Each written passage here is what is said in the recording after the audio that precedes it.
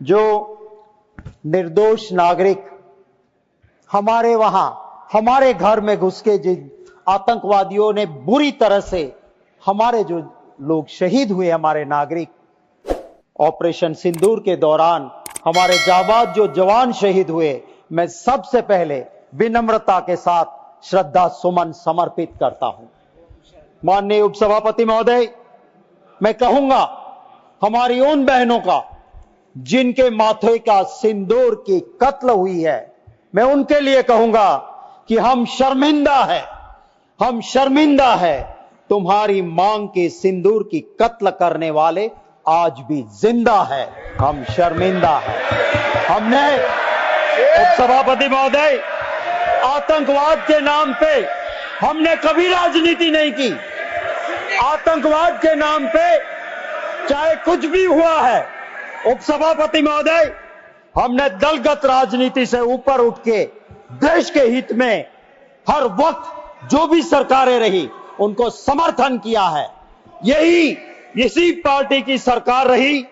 रघुनाथ मंदिर पे हमला हुआ, लाल किला पे हमला हुआ, अक्षरधाम पे हमला हुआ, हरेन पंड्या की हत्या हुई, हमारी इस पार्लियामेंट पे हमला हुआ, उरी हुआ, पठानकोट हुआ, पुलवामा हुआ, पहलगाम हुआ और आतंकवाद के आका को एक कांधार जाके छोड़ने गए और उसी वक्त भी हमने राजनीति नहीं की। उपसभापति महोदय, हमने सरकार जो भी रही उसको आतंकवाद के खिलाफ लड़ने में समर्थन किया। इन्होंने क्या किया? जब बंबई में आतंकवादी हमला हुआ, सारी सिक्योरिटी ने मना कर दिया कि अभी यहां पे आप इंटरव्यू मत दो, राजनीति मत करो। आज के प्रधानमंत्री गुजरात के मुख्यमंत्री थे, वहां जाके प्रेस कॉन्फ्रेंस ताज होटल के सामने करके राजनीति की। ये उनका इतिहास रहा है। माननीय उपसभापति महोदय, मैं सैल्यूट करता हूं हमारी जाबाज फौज के। उन्हीं के एक जीडी बख्शी साहब ने कहा कि क्या हो रहा है ये आरआर सेक्टर में। मैंने भी उन्होंने कहा काम किया है। जितनी फौज थी कटौती कर दी।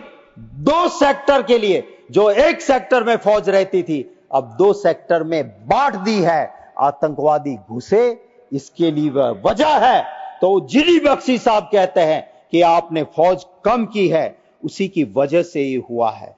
माननीय उपसभापति महोदय, मैं जरूर ये कहना चाहूंगा कि इस देश की वो भी एक प्रधानमंत्री थी, इंदिरा गांधी जी।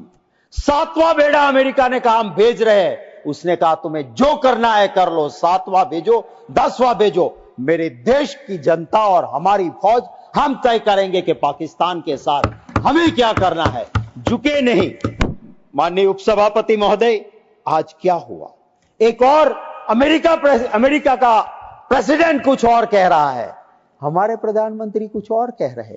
अरे आके इतना तो कह दो कि वो झूठा है, हम आपके साथ हैं, घबराते क्यों हो? डरो मत, बताओ आप।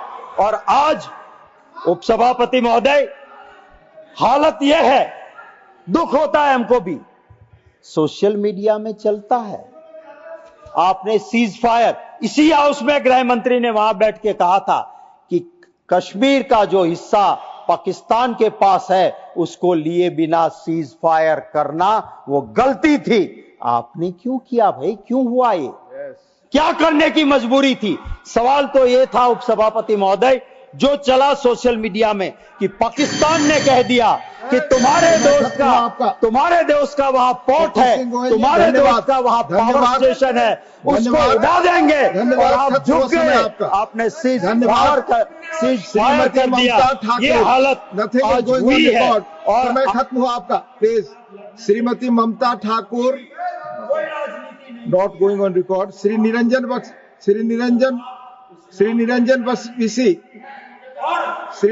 विसी, please, I have already taken more time. Conclude.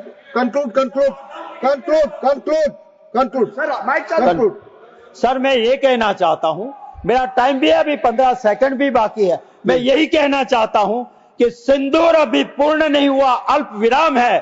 क्या